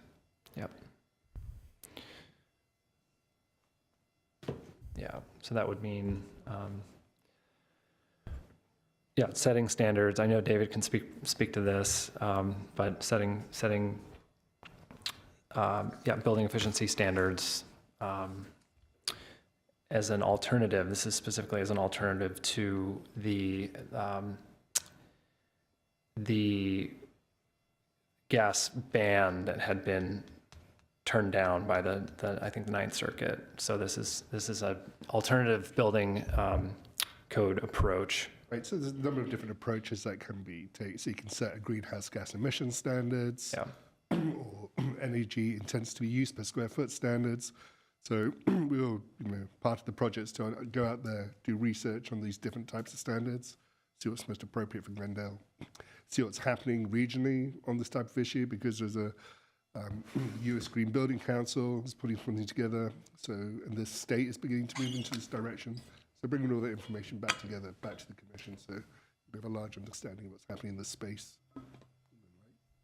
Again, make recommendations. And again, there's something that's going to be in the cap too, so we can report on progress if the cap gets adopted, etc. Okay. And then did the ex officios want to go over their project suggestions? Because I know you guys had some too. Oh, please. Yes. Whoever would like to go first. I'm fine with either order. Okay. Okay, well, I guess my slide's up first. So I also, most or if not all of these points involve the community in some way. So I know most of my bullet points are in the outreach and engagement category. So for that, I have some sort of sustainability fashion show in which this event would promote upcycling and recycling of clothes and the usage of old clothes instead of selling them or getting rid of them to repurpose them in some way. So I was thinking this could mix with the community clothing swaps that we would have each season. And this event would also help bring a younger audience who enjoys fashion and also local artists for more engagement and for more publicity on the artist side. And also the eco art event, which would be open to all ages and the same premise but with art and recycled products or a painted mural on some main street to establish a community of wanting to care about the environment, and which promotes the reuse of art materials. And it could also have a sort of collection drive of used art supplies for people to go through, such as paints people aren't using, paintbrushes, canvases, clay, stuff like that. And also public surveys, just to gauge the impact of what these sustainable practices and the impact of our plans, such as the cap, on the average citizen. And this could be in the form of QR codes on bus stops and bulletin boards, drop boxes, and this feedback can be used to adjust other products for this year and initiatives for optimal impact. And in the mobility and land use category, I also included a public transportation competition, which could possibly be used with Glendale schools, and it would be sort of along the lines of most distance travel using buses, but we could also involve this with bikes and walking, and we could implement the Beeline promotion app for the bus system to get more users on that and more feedback with the app, since we've already been wanting to promote that. And the last bullet point is with social and governance systems with the Green Design Initiative. And this would be sort of also helping the young audience to get more engaged in engineering different results for a more sustainable community in the form of sustainable structures to promote helper species such as birds. And the winning design would be implemented in one park for a period of time.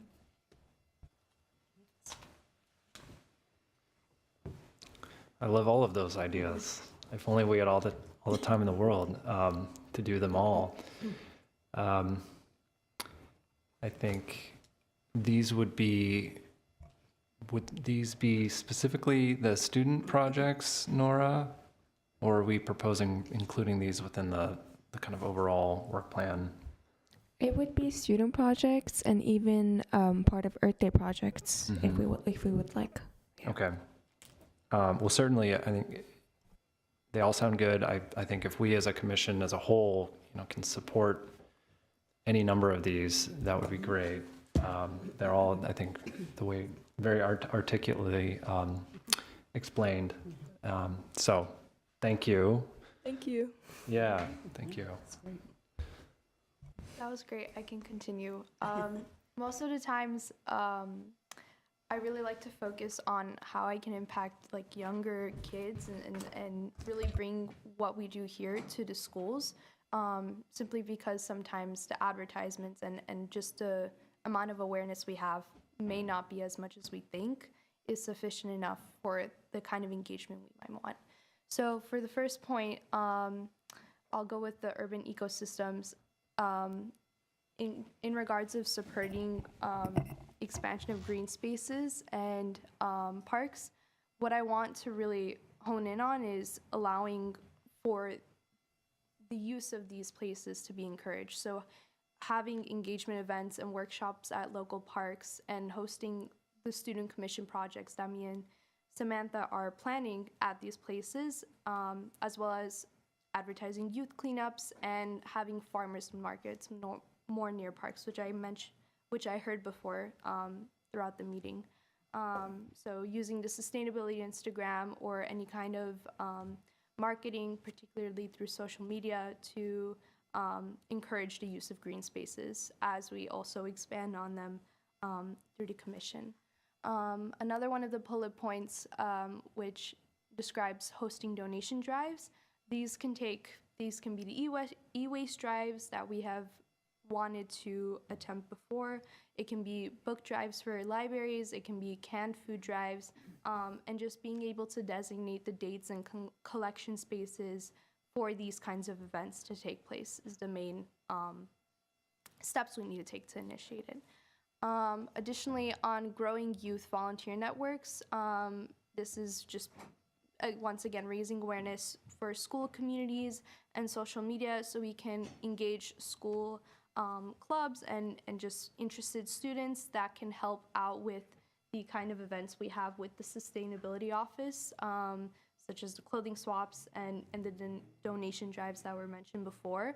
And it can allow us to have a more concrete community involvement that involves the youth, and it can get us a consistent support group whenever these events do come into play, alongside any newsletters or information they can get routinely. Another bullet point is the Earth Day Fair. Specifically, what I wanted to add on to it, which, mind you, it is more of a student commission project within it, is once again bringing advertising it to schools and communities beforehand, not just for them to attend the event, but also take involvement in creating different kinds of activities, as well as inviting the farmers market to the event. I feel like the park can be a very well-utilized space for farmers markets in general, to really make parks feel like a third space for people. And through the Earth Day Fair, we can also just have those educational activities and volunteer collaboration for these schools to have some kind of role in Earth Day Fair. And then finally, the student-focused CAP engagement and informational workshops. What this refers to is just further integrating the CAP outreach and feedback workshops that was had for students. And we can also have different kinds of workshops, which include information on Glendale's waste practices.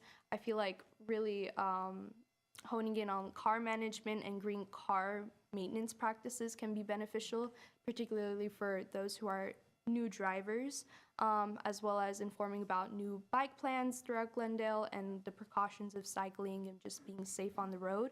Obviously, students have incentive besides their passions. They can get community service for this, and it would really just allow us to bring in this information in different ways for these students. We can bring the workshops to schools. We can have them in parks or recreational spaces in libraries. So not only are they being exposed to information, but also they are being more aware of the different spaces which exist in Glendale for them to enjoy. So those are my 5 points. Great. Well, thank you. Another excellent set, very well thought out. So thank you. I guess I would suggest, given the breadth of all of these ideas, I mean, if you two are able to kind of come together and maybe select 3 or 4, or even, 3 or 4, some amount that seems reasonable, and if we, again, as a commission, or this, speaking, the Sustainability Office can help in making these happen, I mean, that would be so wonderful. So, of course, a lot of efforts given to the Earth Day Fair, so tying anything into that is a great opportunity. But I mean, I love the idea of the student-focused CAP engagement as well. That's awesome. So anyways, yeah, would love to kind of hear the progress on this. And if there's anything, again, outside, if we can lend advice or help out, that would be excellent to know. Thank you. Yeah. Maybe have some donation drives at Earth Day. Come donate some non-perishable food or article of clothing, something like that. Absolutely. And then regarding your art, the recycled art, I don't know if I mentioned this before, but there's an organization, Art2Go, ART2, number 2, Go, Helen Marish. She used to be the director of some services at the Children's Museum, and she specializes in workshops, making recycled art projects. So, good person to knows what's going on, and probably knows sources for getting the materials too. Thank you. And this is a good time to add, the next clothing swap will also include an art supply swap. So people can recycle art supplies. That's great to know. Actually, in the midst of the kind of gathering of supplies to donate, we discovered, my wife and I, that we had a kind of decent collection of art supplies. My wife's an artist and just has things that she's gathered over the years. So we were wondering about that specifically. There must be some way we could put these to use. Because often, you'll go to a collection drive and they want something new that's going to be given to a school, for instance. But if there's opportunities like you're describing for folks to just come and kind of look through what's there, that's great. Some stuff that's maybe still got a little bit left in it, to be put to use. So wonderful. Can you remind us on that note, unless this is going to come up again, when the next one is? It's going to be March 1st at Brand Library. Okay. And because Brand Library is also an art center, we're going to allow an art supply swap to take place. And art supplies will be collected throughout the entire month of February, from February 1st till the 28th. And it can be in any condition. Okay. Great. Well, I don't want to get us, sorry, I brought that up, get us too far off topic here, but with regard to the work plan, so I know there's not a discussion on this, or excuse me, a vote, but I guess I did want to ask the commission again. I mean, do we feel good? Are we ready to kind of wrap things up on this? Anything else to add? It sounds like we're going to just take everything that's been proposed and we'll leave it to staff to kind of execute on that. I did want to ask about, are you familiar with Firewise USA? It's kind of like Tree City USA. It's like a designation that a city can get.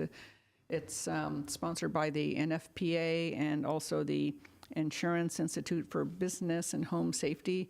And so one of the things, I only know because I saw it on my insurance bill, is if you live in a city that has that designation, you could actually get a slight discount on your premium. So that might be worth exploring specifically. It's a fairly new thing, but something possibly aspirational.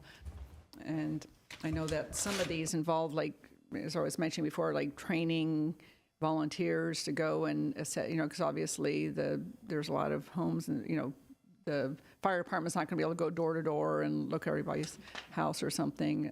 But we're lucky if we get something in the mail that says clear your brush or something, and then you're never quite sure, like, is this plant far enough or whatever. There's not really that door to door kind of thing. But I think this would be a good time to strike while the iron's hot, so to speak, and see how many people would be willing to get trained on that and really kind of divide and conquer and try to help everybody become more resistant. But I think that ties into, that's one of the components of that program, but worth looking into. That could be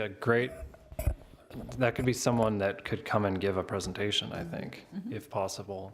I mean, if we can have a representative or someone who's familiar with these sorts of things, that would be fantastic. So, yeah, good suggestion. Thank you. Okay. Well, with that, unless there's anything else on the work plan, I think we'll move on. Thank you, Nora, for putting this together. Thank you, Nora. Thank you. Thank you. Item 7, Sustainability Office Update, 7A, 2024 Year-End Review. So good evening, Commissioner, Chairperson Bazemore and Commission. I'll be fairly quick. I just thought it'd be worth reviewing some of the work that has been done in 2024, especially with the support of the Commission and City Council and staff across the organisation. I think we had a fairly successful year.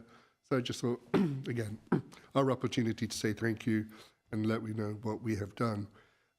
So a lot of time in 2024 has been spent on planning, spent on developing external relationships, but also building the internal capacity about what's going to happen if the cap does get adopted, to make sure that we have the internal structures to help develop and implement the cap as we go forward. Again, we are proud of what we did in 2024, but we know there's a lot more to do, and we are really cognizant of that. Next, please. So a lot of the work in 2024 has continued to work with AGZA, the American Green Zone Alliance Association, especially on outreach and education regarding the leaf blower ban.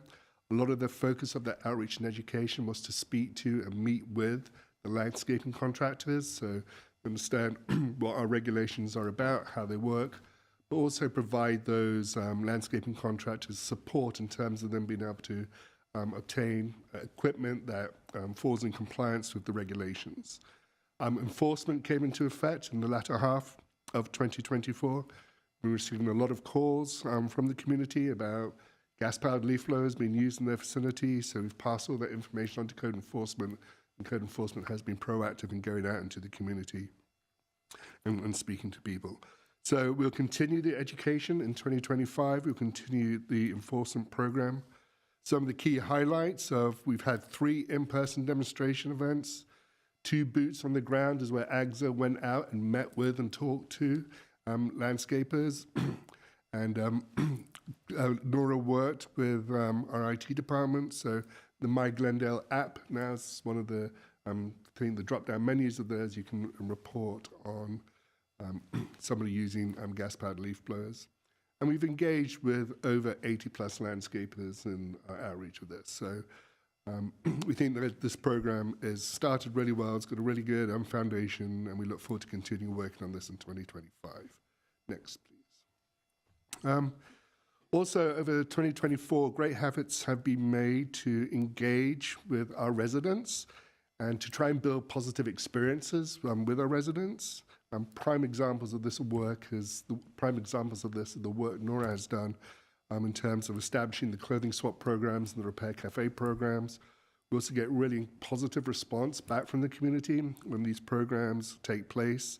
And again, it builds that rapport between our office and the community, and it builds trust and I say a good foundation for going forward. So we've hosted 5 clothing swap events and 4 repair cafes, excuse me. Over 715 people have attended these events.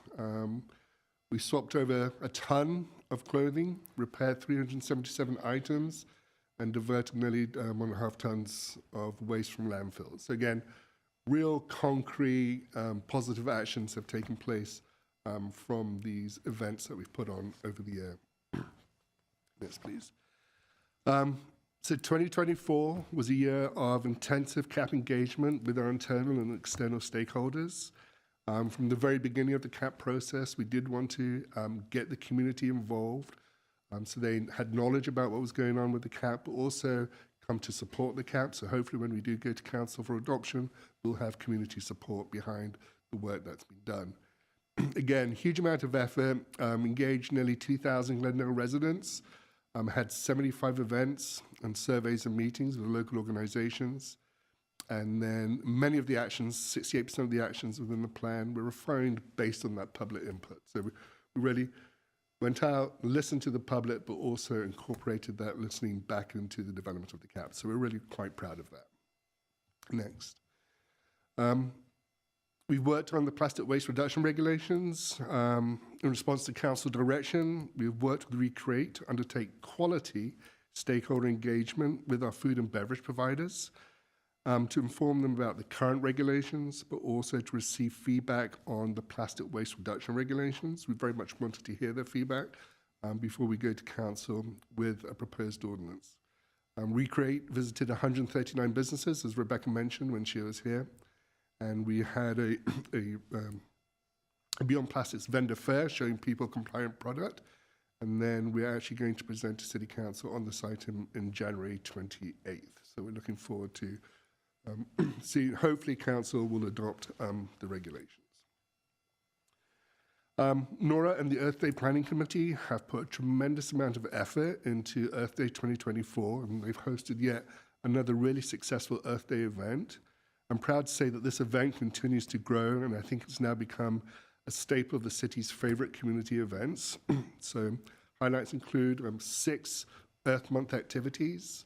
Over 800 people attended this year, or last year's event, making that a 6% increase in compared to previous years. So again, the discussion with our community, the knowledge of our community about these events continues to grow, and we do continue to get that great community feedback on more people wishing to attend. We also recognize that we're not in this journey alone, that there is a number of external parties that are also doing this, or other cities, but specifically we've been working with Cal State Northridge, speaking to their students and their sustainability classes.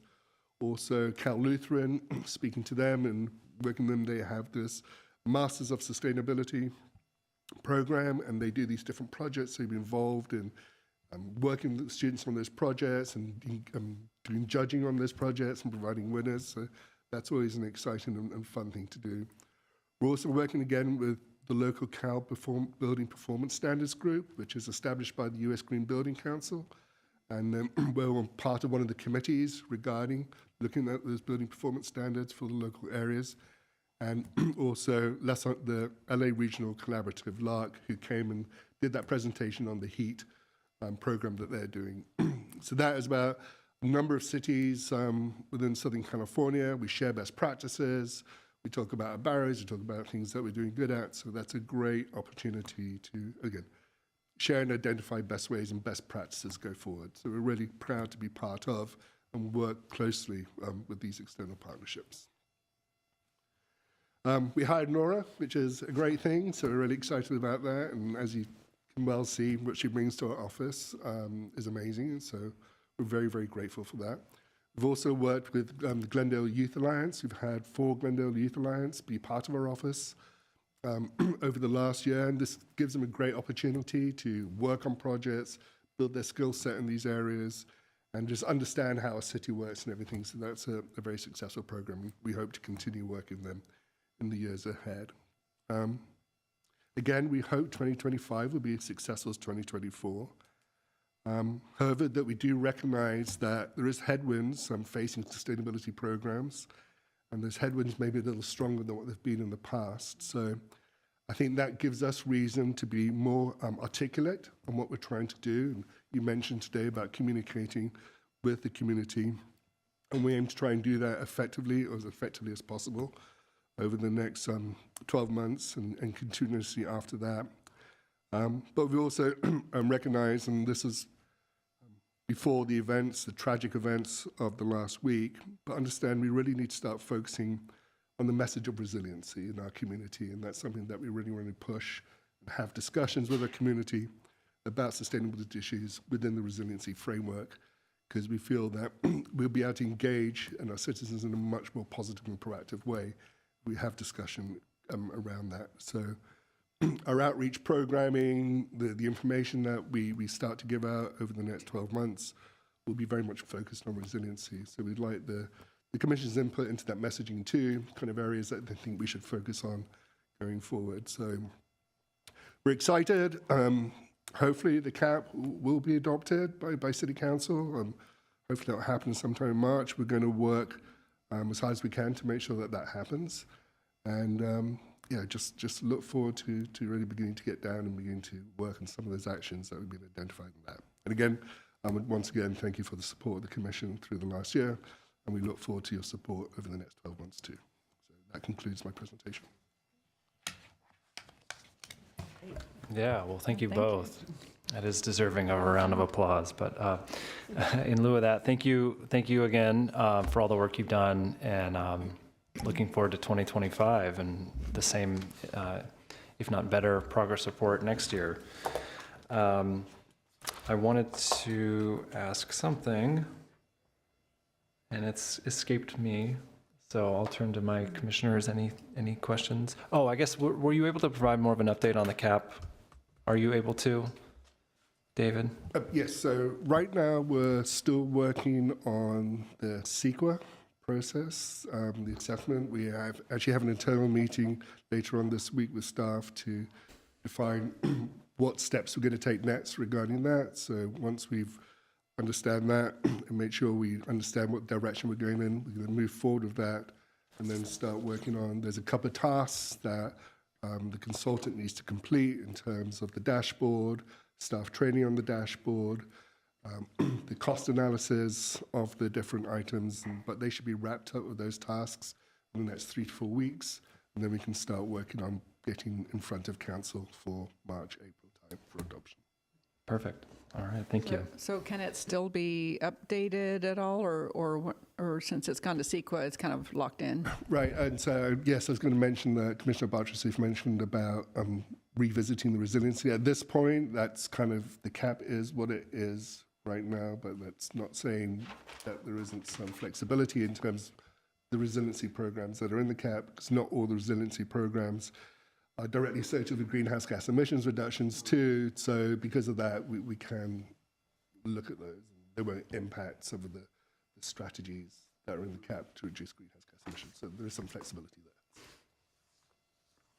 But in terms of the greenhouse gas stuff, it's baked in right now. That's an interesting point. I guess, like, if we are expecting the cap to go to council in March, I'm thinking out loud, maybe at our March meeting, we just talk about, or even get a refresher on the themes within that chapter, and if need be, provide a recommendation to council on how that chapter can be bolstered, modified, edited, whatever the recommendation may be, so long as it's outside of what the CEQA is constraining us to do. Just a thought. Yeah. No, I think it would be, yeah, that's a good point. All right, well, anything else? Okay. What's next? Item 8, adjournment. Move to adjourn? Second. All right, thank you. Thank you.